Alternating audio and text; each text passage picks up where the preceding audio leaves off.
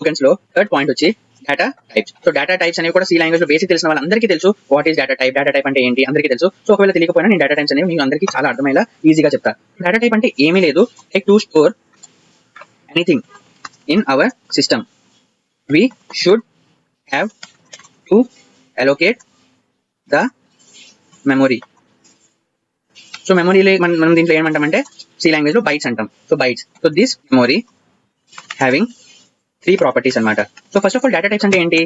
To store anything అనమాట. మన system లో ఏమైనా స్టోర్ చేసుకోవాలంటే to have allocate the memory. So this memory having 3 properties. So దాన్ని స్టోర్ చేసుకోవడానికి ఒక అలోకేట్ మెమొరీ అనేది అలోకేట్ చేస్తాం అనమాట. సో ఆ మెమొరీ అన్న వల్ల మనకి 3 ప్రాపర్టీస్ అనేవి ఉంటాయి. సో ఆ ప్రాపర్టీస్ ఏంటి? సో డేటా టైప్స్ వల్ల మనకి యూజ్ ఏమంటే type of data we want to store. మనం ఏ టైప్ ఆఫ్ డేటా దేంట్లో స్టోర్ చేయాలి అనేది మనకి డేటా టైప్స్ వల్ల తెలుస్తుంది. అండ్ సెకండ్ పాయింట్ ఏంటంటే number of bytes required. So ఎన్ని నంబర్స్ ఆఫ్ బైట్ అనేది రిక్వైర్డ్ ఉందో అది అనేది మనకు ప్రూవ్ అవుతుంది. అండ్ నెక్స్ట్ వచ్చి రేంజ్ వాల్యూ అనేది మనకి తెలుస్తుంది.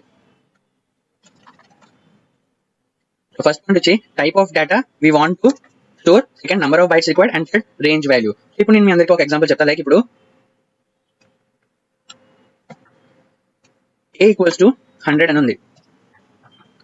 అండ్ ఇప్పుడు నేను దీన్ని ప్రింట్ చేస్తా. Print F a equals to %d,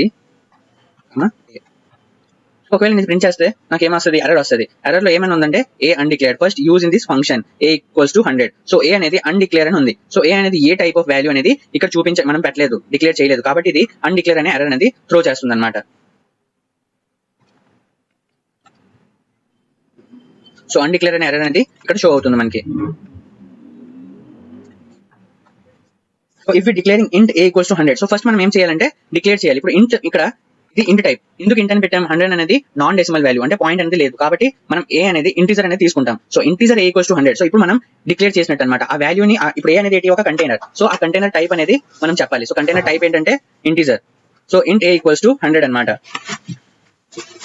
so ఇప్పుడు మనకి ఆ 100 అనేది ప్రింట్ అవుతుంది.